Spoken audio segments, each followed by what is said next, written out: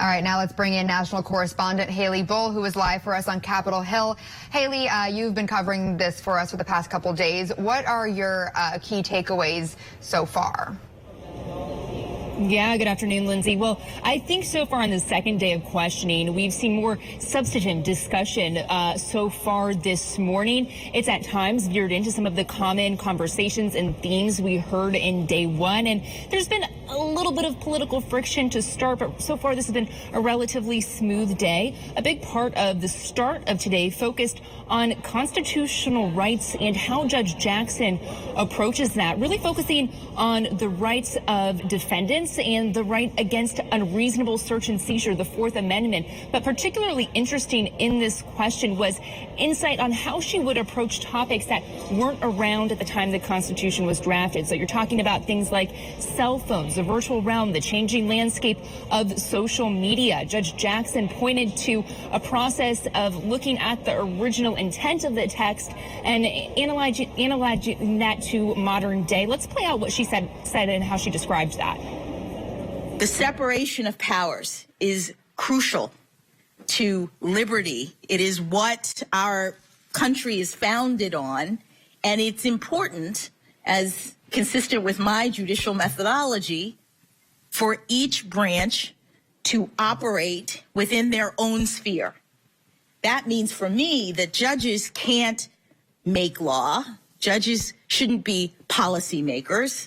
That's a part of our constitutional design, and it prevents our government from being too powerful and encroaching on individual liberty. Now, senators have also revisited some of the same topics, one challenging her sentencing record from her time on the bench. But this dealt less with sexual offenders so far this morning and more on drug convictions, pandemic releases, and recidivism. Judge Jackson explained a specific case where she did not release an inmate and how she factored in Congress's intent to sentence, keeping rehabilitation in mind. And again, we heard, Lindsay, more on judicial philosophy. That is something Republican senators have tried to pinpoint. Judge Jackson has consistently talked about this three-step methodology, but today explicitly said her philosophy is her methodology. Let's take a listen to that. I do have a philosophy. The philosophy is my methodology. It is a philosophy that I have developed from practice.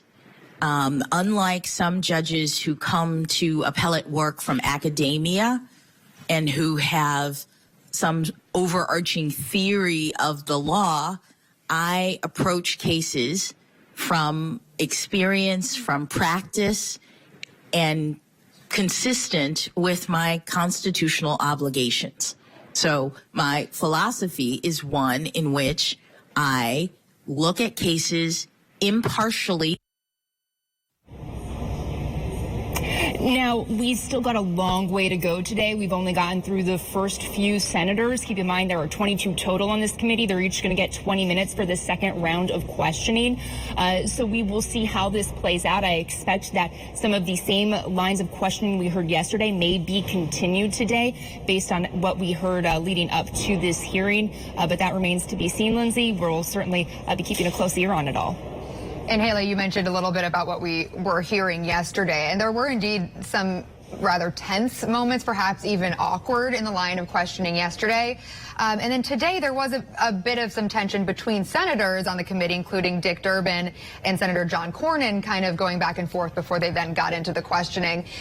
What, if any, tensions have you noticed today, and do we expect some, like you said, some of the topics from yesterday to bring back that kind of back and forth?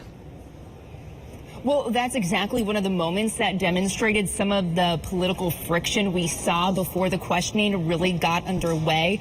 That moment you mentioned between Senator Durbin and Senator Cornyn had to do with the comments the chairman has made after Republican questioning.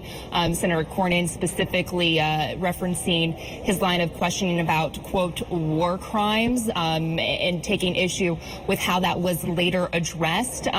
And then there were also arguments about documents received. They're talking specifically about documents from the probation office referenced yesterday as Republicans challenged Judge Jackson's sentencing record and Democrats pushed back, bringing forth those records from the probation office, which by the end of the day, all the senators had in hand. So really some process arguments playing out.